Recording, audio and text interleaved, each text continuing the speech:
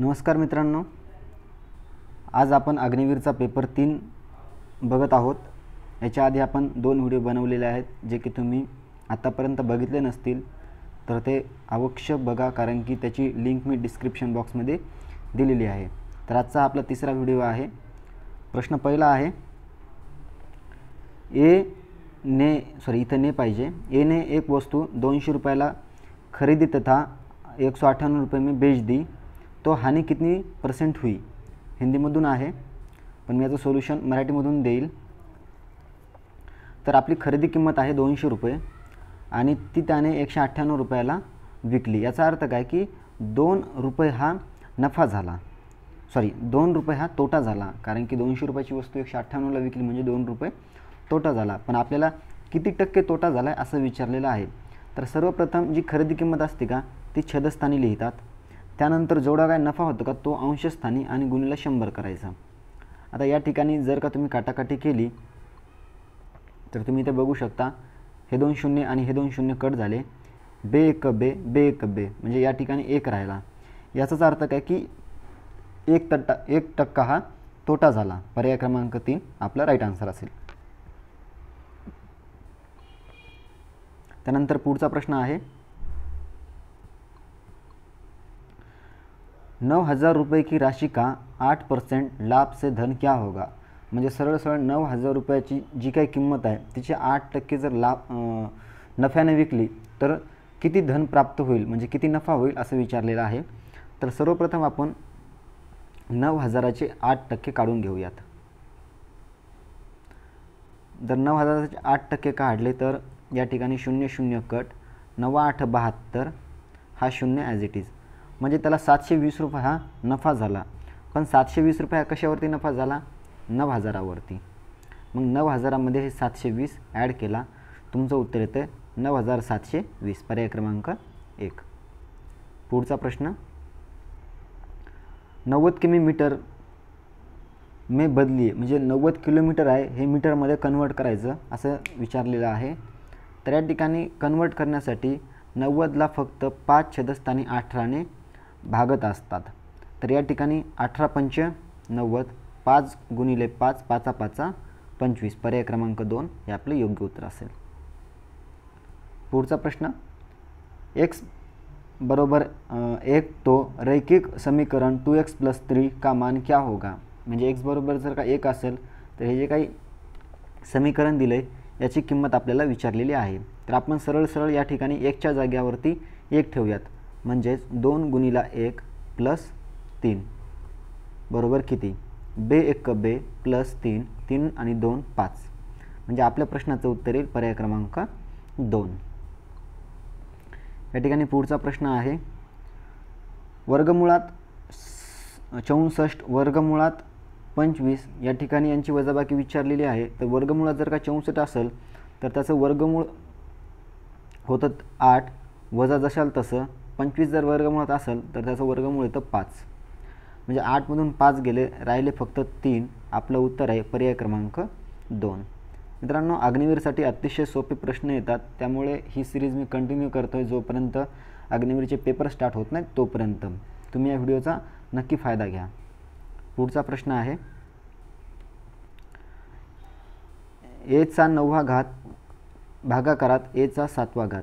तर मित्रांनो, यासाठी तुम्हाला एक नियम माहीत पाहिजे की जेव्हा घातांकाचे नियम असतात त्यावेळेस जे काय भागाकाराचं चिन्ह दिलं असतं, जर का छेद समान असेल आणि भागाकाराचं चिन्ह असेल तर सरळ आपण जो काही घात दिला आहे त्याची सरळ वजाबाकी करत असतो। म्हणजे या ठिकाणी पाया तर सेम आहे म्हणून घातांकाची सरळ वजाबाकी करायची, कारण की छेदस्थानी इथं ज्या ठिकाणी भागाकाराचं चिन्ह आहे म्हणून। जर इथं गुणाकाराचं चिन्ह असतं तर त्या ठिकाणी तुम्ही बेरीज केली असती।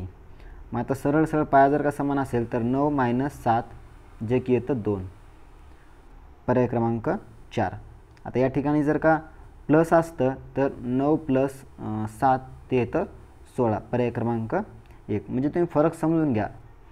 पुढचा प्रश्न, 1 ते 100 तक प्राकृतिक संख्या का माध्य क्या होगा। म्हणजे यांना असं विचारायचं आहे की 1 ते 100 पर्यंत जर संख्या लिहिल्या तर त्यांची सरासरी किती।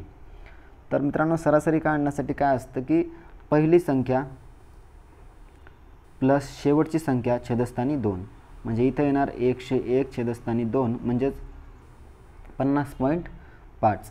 पण याची जर एक ट्रिक बघितली तर एक नेहमी लक्षात ठेवायचं की जेव्हाही क्रमागत म्हणजे एक सलग जर तुम्हाला विचारलं तर काय करायचं, जी काही शेवटची संख्या आहे का, आता या ठिकाणी शेवटची संख्या 100 आहे, या 100चे अर्धे घ्यायचे म्हणजे त्याला 2 न भाग द्यायचा, ते येतात 50. आता 50 आल्याच्यानंतर या 50मध्ये फक्त तुम्हाला 0.5 ॲड करायचा आहे, म्हणजे 50 प्लस 0.5 ते होतं 50.5. आता मी तुम्हाला एक कमेंटमध्ये मला याचं उत्तर सांगा की 1 पासून 20 पर्यंत ही जी काय प्राकृतिक संख्या आहे यांची सरासरी किती, याचं उत्तर मला कमेंट बॉक्समध्ये सांगा. पुढचा प्रश्न, एक वर्ग की भुजा 10% बढ़ा दी जाती है, इसका क्षेत्रफल कितने प्रतिशत बढ़ेगा. म्हणजे सरळ सरळ त्याची जर वर्गाची भुजा 10% वाढली तर क्षेत्रफळ किती टक्क्याने वाढेल असं या ठिकाणी विचारलेलं आहे. तर काय करायचं, 10% वाढली म्हणजे ती किंमत वाढत असते मित्रांनो 100 वरती 10%, म्हणजे झालं किती 110. ओके, आणि भुजा म्हणल्याच्यानंतर 2 वेळा ती वाढत असते, म्हणजे 110 गुणिले 110 छेदस्थानी 100. आता या ठिकाणी तुम्ही काटाकाटी करून घ्या, 1 0 2 0 कटला, हा 1 0 1 0 कटला, 11 गुणिले 11 करा 121, 121 आलं. आता 121 मधून 100 तुम्हाला वजा करावं लागेल का, कारण की मूळ संख्या ही आपली 100 असते, मग 100 वजा जर 121 केलं तर ते येतं 21, पर्याय क्रमांक 2. पुढचा प्रश्न आहे, 1 + 2 + 3 + 4 डॅश डॅश डॅश 10 पर्यंत आपल्याला बेरीज विचारलेली आहे. तर जनरली बरेच विद्यार्थी असं करतात की 1 + 2 + 3 मग या सर्वांची बेरीज करायची. मित्रांनो आपल्याकडे तेवढा वेळ नाही आहे, म्हणून यासाठी काय करायचं की कधीही शेवटची संख्या उचलायची जी आहे 10, त्याच्या पुढची संख्या आहे 11 आणि छेदस्थानी लिहायचं 2, म्हणजेच 11 5 सॉरी 2 पंचे 10, 11 5 55, म्हणजेच पर्याय क्रमांक 3 आपलं योग्य उत्तर असेल. आता ह्याच ठिकाणी जर का 1 पासून सरळ सरळ 30 पर्यंत जर विचारलं असतं तर 30 गुणिले 31 करा आणि छेदस्थानी 2 करा, म्हणजे 15, 15 गुणिले 31 करा, तुमचं उत्तर येऊन जाईल. पुढचा प्रश्न, एक सेकंड मित्रांनो, हां, यदि 6/4 = 3/9 तो n का मान क्या होगा. म्हणजे या ठिकाणी सर्वप्रथम आपण मांडणी करून घेऊयात. 6 छेदस्थानी 4 आणि 3 छेदस्थानी 9 सॉरी 3 छेदस्थानी n. आता काय करणार, या ठिकाणी एकतर सरळ सरळ तिरपा गुणाकार करा किंवा मग सरळ सरळ देखील तुम्ही भाग देऊ शकता.